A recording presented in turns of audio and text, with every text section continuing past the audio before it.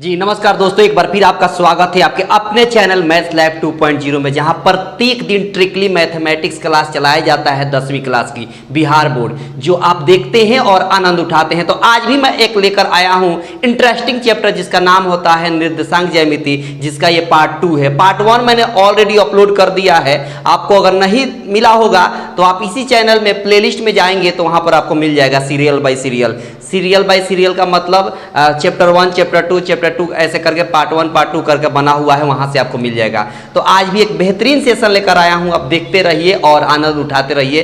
तो सबसे पहले मैं आज आपको मोटिवेशनल कोट के साथ स्टार्ट करता हूं और देखिएगा और समझिएगा। धुआंधार बैटिंग आज करनी है, आप बिल्कुल आप थकिएगा मत। क्वेश्चन देखिएगा, उड़ाइएगा। क्वेश्चन देखिए, उड़ाइए, बस आंखों से भस्म करिए।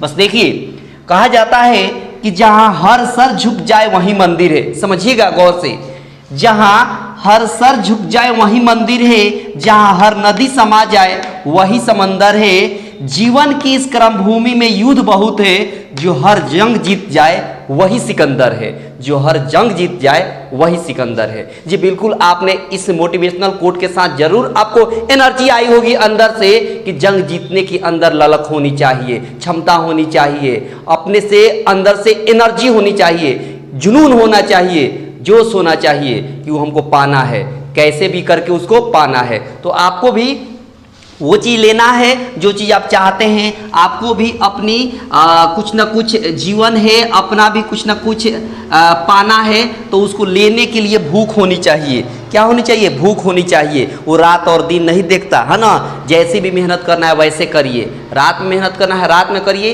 दिन में मेहनत करना है दिन में मेहनत करिए। लेकिन रात में मेहनत का मतलब ये नहीं हुआ कि दिन में सो जाए। मैं बार बार मेहनत करने वालों को मतलब सहायता करता हूँ, लेकिन दिन में सोने वालों को सहायता नहीं करता हूँ। दिन में नहीं सोना है, चाहे कैसी भी आपको हो परिस्थिति, दिन में नहीं सोना है। दिन में सोएं कि आपका शरीर जो है आलसियापन हो जाएगा, आलसी हो जाएगा, लेजी हो जाएगा। इसलिए ठीक है, तो सीधे क्वेश्चन से शुरू करते हैं। घमासान युद्ध होगा आज और धुआंधार बैटिंग के साथ आप सीखेंगे और समझेंगे। अगर आपको अच्छा लगेगा ट्रिक और ये अप्रोच, तो आपसे छोटी सी नम्र निवेदन यही रहती है कि इसको शेयर कर दीजिएगा, लाइक कर दीजिएगा और चैनल पर पहली बार होंगे तो सब्सक्राइब कर दीजिएगा। उससे पहले मैं बता दूं कि इसका पार्ट 1 जरूर देख लीजिएगा। निर्देशांक ज्यामिति का पार्ट 1 इसका बना हुआ है, आप अपलोड कर दिए हैं मैं यूट्यूब पर, उसको आप जरूर देख लीजिएगा। अगर उसको आप देख लेते हैं तो आज का क्लास आप एक झटके में उड़ाइएगा। आज की क्लास में जितना भी क्वेश्चन होगा आप एक झटके में उड़ाइएगा। तो इसलिए मैं कहता हूं उस पार्ट 1 को देख लीजिएगा। तो चलिए शुरू करते हैं क्वेश्चन से, सीधा क्वेश्चन पर आते हैं। और पहला क्वेश्चन यहां पर दिया हुआ है, समझेंगे ठीक ना, समझिएगा बात। अब देखिए यहां पर पहला क्वेश्चन क्या दिया हुआ है कि दिया है ए बिंदु दे दिया है 3,4 और दूसरा बिंदु बी दे दिया है, कितना दे दिया है, कह दिया है -3,8 दे दिया है। और कह दिया है कि मिलाने वाली रेखाखंड का मध्य बिंदु का नियामक बताना है, मध्य बिंदु निकालना है।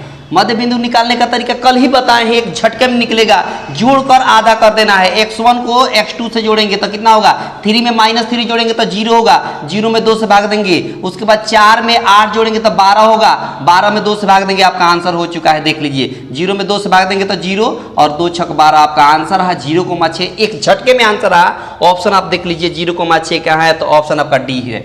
देखिए कितना जल्दी एक झटके में हो गया। तो ये शानदार कंसेप्ट है और शानदार ट्रिक है, देखते चलिए और उड़ाते चलिए। बिल्कुल मारकर आई नहीं रुकेगा। बिल्कुल आप एक बार आप मैदान में उतर गए बैट्स के साथ तो बस छक्कों और चौकों का बरसात कर दीजिए, बस उड़ाते चलिए।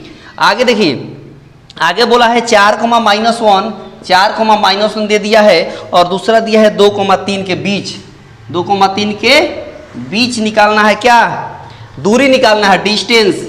क्या निकालना है? डिस्टेंस निकालना है। तो डिस्टेंस निकालने का फॉर्मूला मैं बताया था, यहाँ से ए और बी है। डिस्टेंस निकालने का फॉर्मूला क्या है यहाँ पर समझिएगा। हमने बताया था x2 में से x1 घटाएंगे, होल स्क्वायर करेंगे, और y2 में से y1 घटाएंगे, होल स्क्वायर करेंगे और उसका वर्गमूल निकाल देंगे। वैसा नहीं करना है, बस सिंपल आप क्या करिए कि दोनों प्लस में घटा दीजिए। दोनों प्लस का मतलब 4 और 2 है, तो 4 में से 2 घटाएंगे तो 2 होगा और 2 का एक स्क्वायर कर देंगे तो 4 हो गया। फिर प्लस, यहाँ पर माइनस है, यहाँ पर प्लस है तो जोड़ेंगे, एक माइनस और एक प्लस मिलेगा तो जोड़िएगा, तो 3 1 मिलकर 4 हो गया, 4 का एक स्क्वायर 16 हो गया और इसको रूट के अंदर कर देंगे तो 20 हो गया और 20 का वर्गमूल हो जाता है 2√5। क्या हो जाता है? 2√5। आप ऑप्शन देख लीजिए 2√5 कहाँ है, तो ऑप्शन आपका डी रहा। देखिए कितना जल्दी एक झटके में। वैसे नहीं करना है, ये तरीका नहीं अपनाना है कि यहाँ लिखेंगे x2 माइनस x1 का होल x स्क्वायर और फिर y2 माइनस y1 का होल x स्क्वायर और फिर वैल्यू रखिएगा, तो ऐसे बिल्कुल नहीं करना है। बस क्या करिए, आपका साइन सेम है, मतलब दोनों प्लस में है या दोनों माइनस में है। x1 को देखना है, x2 को देखना है। दोनों प्लस में है तो घटा दीजिए, दोनों प्लस में तो घटा दीजिए, दोनों माइनस में है तो घटा दीजिए। तो 4 और 2 दोनों प्लस में है तो घटाएंगे तो 2 2 का एक स्क्वायर 4 लिख देंगे। फिर एक माइनस और एक प्लस मिलेगा। y में देखिए ये y1 है, ये y2 है, ये प्लस में एक माइनस में है तो जोड़ देंगे, प्लस माइनस मिलेगा, जोड़िएगा, एक स्क्वायर कर दीजिएगा। दोनों माइनस में मिले या दोनों प्लस में मिले, एक दूसरे में से घटाकर होल एक स्क्वायर कर दीजिएगा। तो देखिए एक प्लस एक माइनस हो गया तो 3 और 1 मिलकर 4, 4 का 16 हुआ और इसका वर्गमूल निकाल दिया। आपका आंसर रहा एक झटके में। देख लीजिए, तो ये तरीका अपनाना है आपको, ऐसे नहीं, स्मार्ट वर्क करना है, ठीक ना, और एक झटके में उड़ाना है। आगे देखिए, आगे है बोला है सवाल में कि इसके बीच की दूरी निकालना है। एक और क्वेश्चन आ गया 2,3 और यहाँ पर दिया है कितना, -2,3। और ये चीज आपके कॉपी पर नहीं लिखना है, पेपर में दिखेगा, डायरेक्ट आंसर लिखना है, डायरेक्ट आंसर। ये मुझे समझाना है आपको, इसलिए मैं इसको लिख रहा हूँ, आपको नहीं लिखना है, आपके पेपर में दिखना है। देखो ये प्लस ये माइनस, तो जब भी एक प्लस और माइनस मिलेगा तो जोड़ेंगे, तो 2 और 2 मिलकर 4 हुआ, 4 का एक स्क्वायर 16 हो गया। ठीक है, इनके बीच का दूरी निकालना है। ठीक है, तो 16 हो गया प्लस, यहाँ 3 और 3 दोनों किस में है, प्लस में है, तो माइनस कर देंगे, तो 3 में से 3 जाएगा तो 0 और 0 का एक स्क्वायर 0, यानी 0 में 16 जोड़ेंगे तो 16 होगा और 16 का वर्गमूल 4 हो गया। आपके सवाल का आंसर देख सकते हैं। ऑप्शन आपका कौन सा हो गया, तो ऑप्शन आपका बी रहा। कौन सा ऑप्शन हो गया, बी आपके सवाल का आंसर रहा। ठीक है ना, तो ऐसे बनाएंगे। आगे देखिए, बस सीखते चलिए और उड़ाते चलिए, बिना पेन रोके और बिना मार्कर रोके। आगे देखो, आगे बोला है कि मूल बिंदु का निर्देशांक बताना है। बताए थे कल के क्लास में, मूल बिंदु का निर्देशांक होता है, देख लीजिए, मूल बिंदु का निर्देशांक 0,0 होता है। ये आंसर हो गया आपका। 0,0 कहाँ दिख रहा है, तो देख लीजिए ऑप्शन सी। कल का क्लास आपको देखना बहुत जरूरी है, पार्ट 1 आप देख लीजिए। अगर आपको प्लेलिस्ट में नहीं मिल रहा है तो उसका लिंक इस वीडियो को डिस्क्रिप्शन में मैं दे दूंगा, तो वहां से देख लीजिएगा। इसी वीडियो को डिस्क्रिप्शन में आपको मिल जाएगा, उस पार्ट 1 को पहले देख लीजिए, फिर ये देखिए तो ज्यादा समझ आएगा। ठीक है, आगे देखिए, अगला क्वेश्चन देखिए, यहां पर बोला है कि मूल बिंदु से दूरी बताना है। 3,2,0 है और मूल बिंदु से दूरी जब भी पूछ दे, जब भी कोई निर्देशांक दे दे आ कह दे उसका दूरी बताइए, मूल बिंदु से दूरी बताइए, तो उसका सीधा क्या करिएगा, मूल बिंदु उसको भूल जाइएगा। उसको निकालने का सीधा हिसाब है डिस्टेंस निकालने का फॉर्मूला कि 2 को एक स्क्वायर, जो भी यहाँ रहेगा इसका एक स्क्वायर करिए, 2 का एक स्क्वायर 4 आप प्लस यहाँ 3 दिख रहा है, 3 का एक स्क्वायर 9 और इसका वर्गमूल निकाल दीजिए, तो 9 4 13 हो गया आपका सवाल का आंसर। √13 हो गया आपके सवाल का आंसर। जब भी आपको एक बिंदु दे दे, मतलब एक निर्देशांक दे दे और कह दे मूल बिंदु से दूरी बताइए, तो इसको भूल जाना है और इसका एक स्क्वायर इसका एक स्क्वायर करके जोड़ देना है और वर्गमूल निकाल देना है। आपका सवाल का आंसर एक झटके में हो जाएगा। तो ये ट्रिक कैसा लगा आप बताइएगा कमेंट बॉक्स में। तो देखिए आपका आंसर कौन सा हो जाएगा, तो ऑप्शन आपका हो जाएगा सी। कौन सा ऑप्शन हो जाएगा, तो सी आपके सवाल का आंसर रहा। बहुत ही शानदार कंसेप्ट है, बस उड़ाते चलिए। अगला क्वेश्चन देखिए, देखते चलिए और सीखते चलिए, आपको थोड़ा सा भी असहज महसूस नहीं होगा। आगे बोला है कि -3, देखिए ये सवाल है -3, -5। ये बोला था किस पाद में है, किस चतुर्थांश में है। मैंने बताया था कल, ये पहला होता है, ये दूसरा होता है, ये तीसरा होता है। आपको ऐसा कुछ नहीं लिखना है, बस साइन की सहायता से उड़ाना है। साइन, इसको ग्राफ ड्रॉ नहीं करेंगे, ग्राफ ड्रॉ करेंगे तो काफी ज्यादा वक्त लगेगा। आपको कैसे उड़ाना है, साइन की सहायता से। ये माइनस है और माइनस है, बताए थे, माइनस और माइनस थर्ड में होता है। किसमें होता है, थर्ड में होता है, तीसरे चतुर्थांश में। पहले चतुर्थांश में प्लस और प्लस होता है, इसमें माइनस और प्लस होता है और इसमें प्लस और माइनस होता है चौथे में। ठीक है, तो साइन देखिए, जैसे मान लीजिए एक प्लस एक माइनस मिलता, पहला प्लस बाद में माइनस, तो चौथे में कहते हैं। एक ही क्वेश्चन में सब सीख लीजिए। अगर मान लीजिए कि दोनों प्लस में रहता तब फर्स्ट क्वाड्रेंट में कहते हैं, प्रथम चतुर्थांश में या प्रथम पाद में, ऐसे। ठीक है, अगर पहला माइनस बाद में प्लस रहता तो कहते सेकेंड क्वाड्रेंट में है, यानी द्वितीय चतुर्थांश में या द्वितीय पाद में।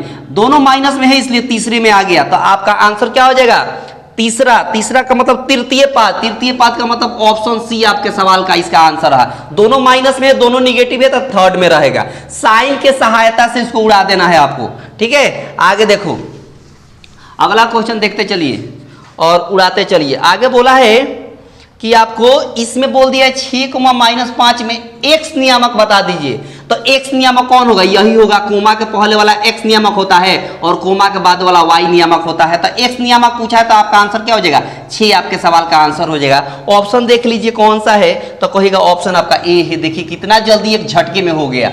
ये बस देखना है, इसमें कहीं पेन की जरूरत नहीं है, इसलिए मैं लिख रहा हूं मार्कर से, क्योंकि आपको समझ में आया, मुझे समझाना है। नहीं तो आप बनाते समय देखिएगा और टिक करिएगा, देखिएगा और टिक करिएगा, ठीक है। बस सीखते चलिए और अच्छा लगे तो कमेंट बॉक्स में आप कमेंट जरूर करिएगा कि हाँ ये सेशन बहुत अच्छा रहा, ठीक है। क्योंकि जब ऑब्जेक्टिव क्वेश्चन मैं कराता हूँ तो बिल्कुल नॉन स्टॉप चलता है, इसमें कुछ इधर उधर की बातें नहीं। वो जब कंसेप्ट सिखाया जाता है, इसके पार्ट 1 जाकर देखिएगा, वहाँ बड़े आराम से एक एक चीज़ सिखाया गया है। वो इसीलिए जो क्वेश्चन सॉल्व कराते हैं तो बिल्कुल स्पीड में कराते हैं, क्योंकि एक झटके में एनर्जी के साथ उड़ाते चलिए। जो बच्चा पार्ट 1 देख लेता है तो उसको यहाँ पर दिक्कत नहीं होती है, ठीक है। तो इसलिए पार्ट 1 देख लीजिएगा।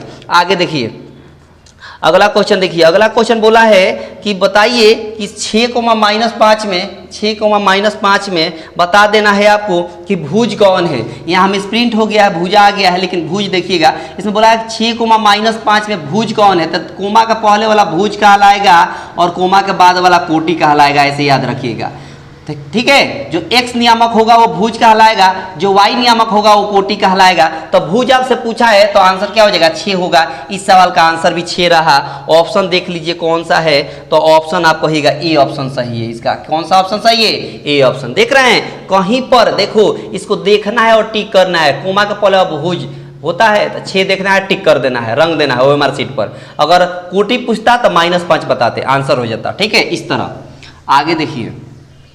अगला क्वेश्चन बोला है इसमें कि एक्स अक्ष पर बिंदु, जो बिंदु ए यहाँ बिंदु दिया है -1,0 दिया है, और एक बिंदु बी दिया है यहाँ पर जिसका निर्देशांक दिया है 5,0, ठीक है, 5,0 दिया है और कह दिया है कि समान दूरी पर है। एक्स अक्ष का निर्देशांक मैंने पार्ट 1 में कल के क्लास में बताया था। एक्स अक्ष का निर्देशांक होता है x,0। अगर कहते वाई अक्ष का निर्देशांक तो कहते 0,y।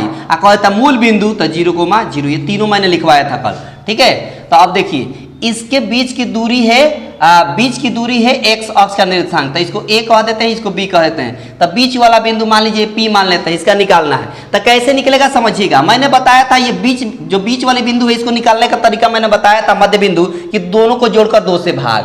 तो 5 में -1 जोड़ेंगे तो क्या आएगा? 4, और 4 में आधा करेंगे तो कितना हो जाएगा? 2। अब एक बात बताइए, एक्स अक्ष की जगह पर क्या हो गया? 2, और 0 में 0 जोड़ेंगे तो 0 होगा, और 0 में 2 से भाग देंगे तो क्या होगा? 0 होगा। तो आपका आंसर कौन हो गया? 2,0। तो इस सवाल का आंसर हो गया 2,0। ऑप्शन आपका बी रहा। ऑप्शन कौन सा रहा? आपके सवाल का आंसर बी रहा। देख सकते हैं और समझ सकते हैं कि मध्य बिंदु निकालने का तरीका मैंने बताया था कि दोनों को जोड़कर 2 से भाग। एक्स वाले को एक्स के साथ जोड़ेंगे, वाई वाले को वाई के साथ जोड़ेंगे और 2 से भाग देंगे, आपका मध्य बिंदु निकल जाएगा, ठीक है। आगे देखिए, बस देखते चलिए और सीखते चलिए, ठीक है ना। अगला क्वेश्चन बोला है कि यदि P 5,-6 अब बिंदु 6,5 और 4,y में शामिल होने वाले रेखाखंड AB का मध्य बिंदु है। देखो एक बिंदु A है यहाँ पर और दूसरा बिंदु B है यहाँ पर, ठीक है। इसका निर्देशांक दिया है आपको 6,5, इसका निर्देशांक दिया है 6,5 और इसका निर्देशांक दिया है आपका 4,y दिया है, ठीक है। अब इसका मध्य बिंदु एक P है जिसका निर्देशांक दिया है 5,6, ठीक है, 5,6 दिया हुआ। अब बताना है कि इस y का मान कितना होगा। बस सीधी सी बात है, एक नजर में उड़ाइएगा। देखिए ध्यान समझिएगा, आपको पता है कि ये मध्य बिंदु है। अब मध्य बिंदु निकालने का तरीका मैंने बताया था कि दोनों को जोड़कर 2 से भागते। एक बात बताइए, हम y का ना निकालना है तो सबका y लीजिए। आपको पता है कि 5 में y को जोड़ना है, y वाला जो भी वैल्यू उसको जोड़ेंगे और 2 से भाग देंगे तो 6 लाना है। दोनों को जोड़कर 2 से भाग दिया जाता है, वही तो यहाँ आता है। आपको पता है दोनों को जोड़कर 2 से भाग देने पर मध्य बिंदु निकलता है। तो एक बात बताइए, दोनों को जोड़ेंगे 5 और y में क्या जोड़ेंगे और 2 से भाग देंगे कि 6 आ जाएगा। तो सीधी सी बात है कि 7 जोड़िएगा, क्या जोड़िएगा 7, 7 में 5 जोड़ेंगे तो क्या होगा 12, 12 में 2 से भाग देंगे तो 6 होगा। कॉमन सेंस से बनाना है, ठीक है। तो 5 में हम क्या जोड़े, y के जगह पर क्या रखें, उसको जोड़ेंगे कि 2 से भाग देने पर 6 आ जाएगा तो 7 रखेंगे। y के जगह पर क्या रख देंगे 7, अभी तो 7 5 12 होता है, 12 में 2 से भाग देंगे तो 6 आ जाएगा। तो आपके सवाल का आंसर 7 रहा। ऑप्शन देख लीजिए, ऑप्शन आपके सवाल में बी दिया है। ऑप्शन कौन दिया है, बी दिया है, ठीक है। तो ऐसे उड़ाएंगे। आगे देखिए, अगला क्वेश्चन देखिए और उड़ाते चलिए उसको भी, ठीक ना। देखिए बोला है आगे कि 3 कोमा, बोला है 3,2 और एक बिंदु दिया है -3,2, दोनों अवस्थित है। कहाँ अवस्थित है ये बताता है, दोनों कहाँ अवस्थित है। तो सीधी सी बात है कि एक बात बताइए, यहाँ पर 3 और 2 दिया है, मतलब x के जगह पर 3 और y के जगह पर 2, तो यहाँ आ गया।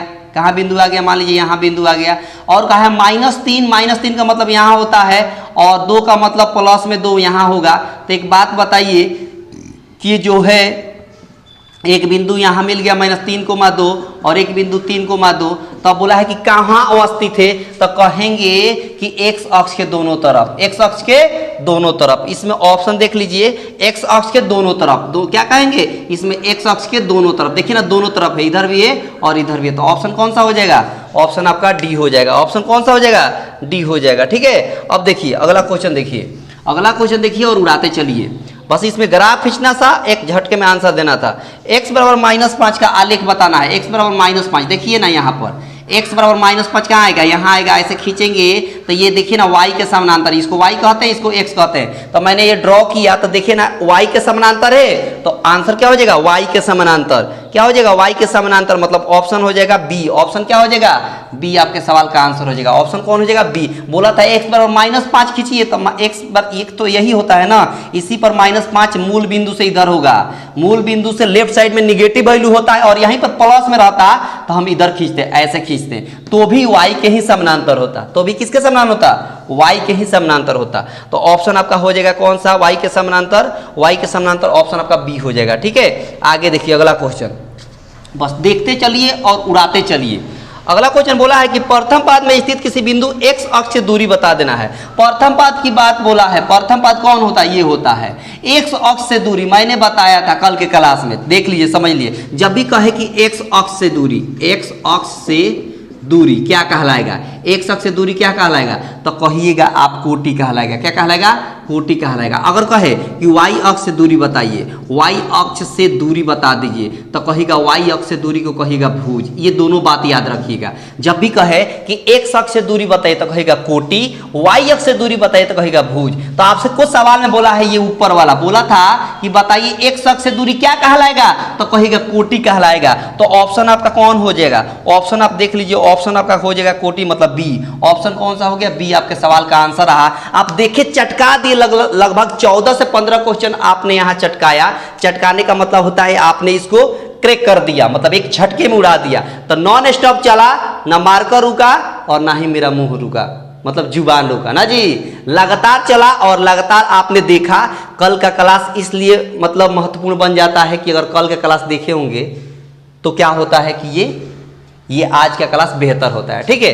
तो कल का क्लास देख लीजिएगा, उसका वीडियो का लिंक इस वीडियो को डिस्क्रिप्शन में मैं दे दूंगा। और ये क्लास आपको बेहतर लगा होगा, आपको लगता है कि बहुत शानदार क्लास चला है नॉन स्टॉप, तो आपसे नम्र निवेदन यही कि इसको शेयर कर दीजिएगा, लाइक कर दीजिएगा, और चैनल पर पहली बार होंगे तो सब्सक्राइब कर दीजिएगा। और कल भी इसका पार्ट 3 होगा, क्योंकि इसमें से और भी टाइप का क्वेश्चन बच जाता है। और दूसरा टाइप का बच जाता है कि त्रिभुज का क्षेत्रफल निकालना, वो भी एक झटके में। जबकि आप सीखे हैं कि त्रिभुज का क्षेत्रफल निकालना सीखे हैं आप लंबे प्रोसेस से, x1 y2 - y3 y3 ऐसे करके आप सीखे हैं, ठीक है। लेकिन बिल्कुल उसका प्रयोग हम नहीं करेंगे, आप एक झटके में देखेंगे और टिक करेंगे। उसके बाद तीसरा टाइप उसमें का बच जाता है विभाजन सूत्र का प्रयोग, जो आप करते थे x1 m1 + m2 कैसे करके बाई m1 + m2 कर कैसे है, इसको आप सॉल्व करेंगे। तो बिल्कुल वैसे नहीं करेंगे, ठीक है। वो दोनों टाइप बच जाता है, जिसको मैं कल क्या करूंगा, निपटाऊंगा, और कल बेहतर तरीके से उसको मैं बताऊंगा। अगर आपको देखना है तो इस चैनल को सब्सक्राइब कर लीजिए, ताकि नोटिफिकेशन जो है आपको पहले मिल जाएगी। तो रहने देते हैं आज, मिलते हैं आपके अगले सेशन में, तब तक के लिए धन्यवाद।